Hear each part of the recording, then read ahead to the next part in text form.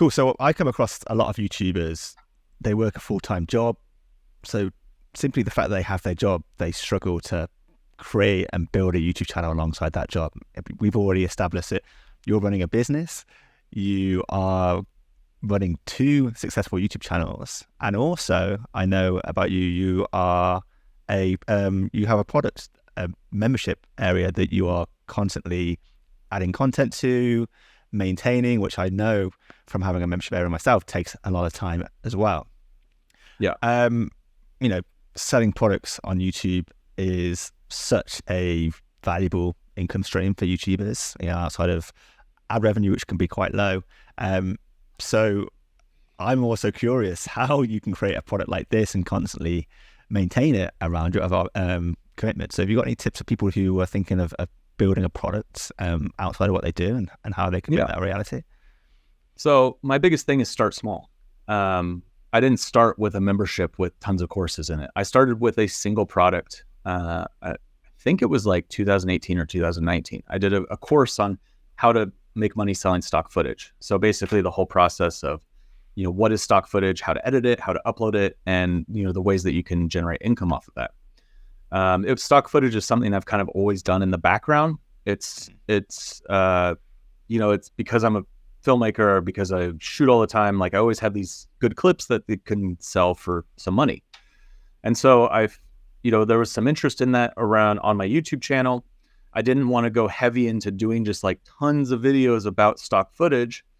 So I made some more kind of like broad videos that are for, I guess, more broad appeal, more like, here's what stock footage is.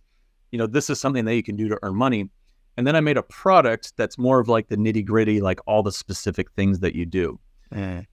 So that was the whole thing when it comes to building a product for your audience, is really start small with like something that makes sense for what you're doing and fits in to your workflow. That initial product was the only thing I was really selling of my own for the longest time, for a few years. And then what I did is I started expanding on that. And I started making courses over on Skillshare.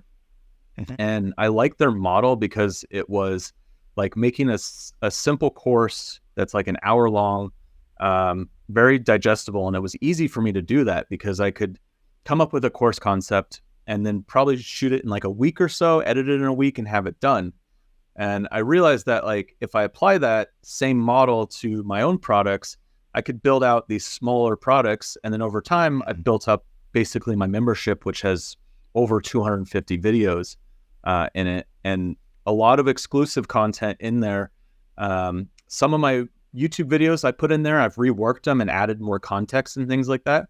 But a lot of it is like exclusive content that I've shot on top of everything else I'm doing, but for what I do for these products is that I really come out with like, what is the product I want to do? So for example, the editing course, I wanted to teach people how to use Final Cut from knowing nothing to actually making YouTube videos with it.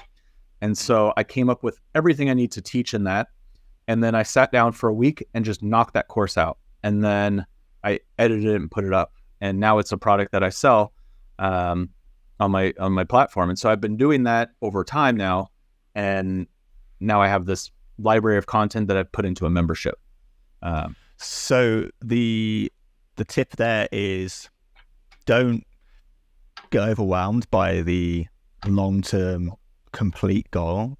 Break it down into small manageable chunks and do it bit by bit as you were making your courses one by one, small courses, which now collectively have made the whole. People watching this can do the same too.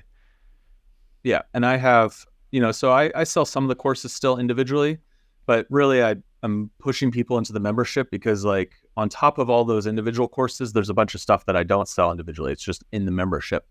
And that's more where I'm pushing the business is you get everything for one price. And it just simplifies the whole process for me running this by myself, but also like for a user, it's, if you want to take the Final Cut course, well, you can sign up for a month and then cancel it, and I've found a lot of people are doing that, which is great.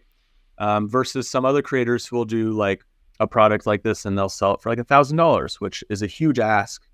It's a different model. And I personally am going down the, cheaper model, just you can pay as you go kind of thing.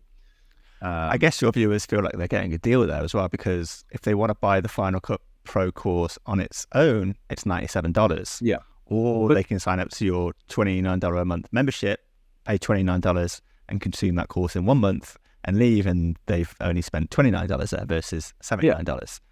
It's interesting, the psychology around it, because I originally, like when I switched over to doing membership, I was like, I want to go all in on just one price point, the $29.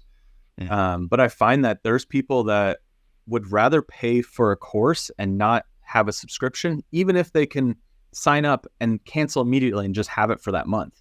There's something there where, some people are just so adverse to subscription models, which I understand. Like, I understand that's why I put in, you can buy the course by itself.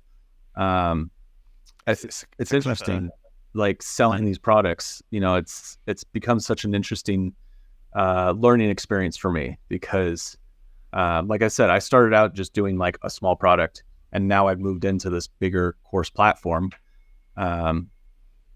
You're really interesting to hear about the journey there, about starting small. Kind of ties into what you were saying before about knowing how much time you have, how much time each of your tasks takes, and just working with what you have available, the time you've got available. And that's what you did by starting small and adding in the building blocks along the way.